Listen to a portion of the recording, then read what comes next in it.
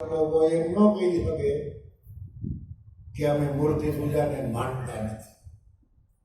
કોઈ દી ઉતાવળમાં એમ નહીં કહેવાય, કારણ કે આપણે મૂર્તિ પૂજાને માનીએ છીએ. કબીર સાહેબે કહ્યું ને કે મૂર્તિની બલિહારી એના પર મેં જાઉં વારી, એવા ગુરુ મૂર્તિની બલિ. જે મૂર્તિમાં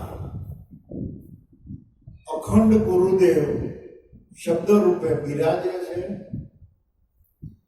શબ્દ રૂપે પ્રગટ છે, અને શબ્દ થઈ અને અનેકના હૃદયમાં જે વિલસીરીએનું જે તત્વ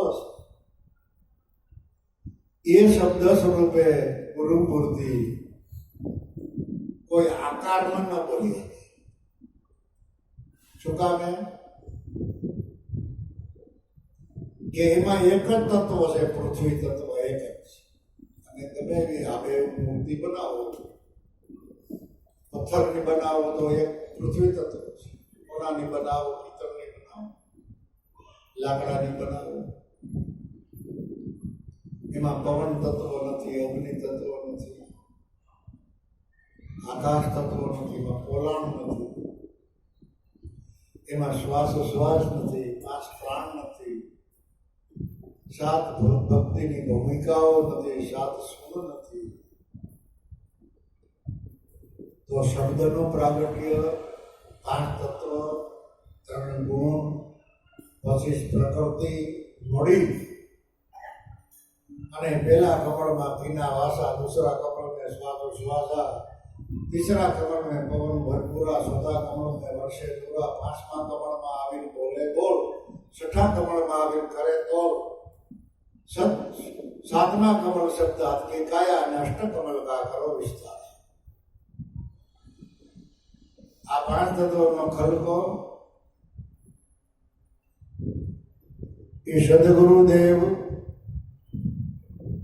પોતે શબ્દ થઈને મેં બોલી ઘટો ઘટમાં બોલી. કોઈ ઘટ ખાલી નથી. ઈંડ પિંડ અને બ્રહ્માંડમાં મમે વંશો જીવ લોકે જીવ ભૂતો સનાતન. અર્જુન, કૃષ્ણ ભગવાન પણ અર્જુનને એમ કહે કે મારો વંશ જગતની જીવ સૃષ્ટિમાં બધાય છે. એ અર્જુન, જો હું અહીંથી વિસી જાઉં તો જગત નાશ પામે. પણ અત્યારે તો આપણે દેહધારી હામામાં બેઠા છે, પણ એક દી સમયે તારો દેહ નહીં હોય, મારો દેહ પણ નહીં હોય,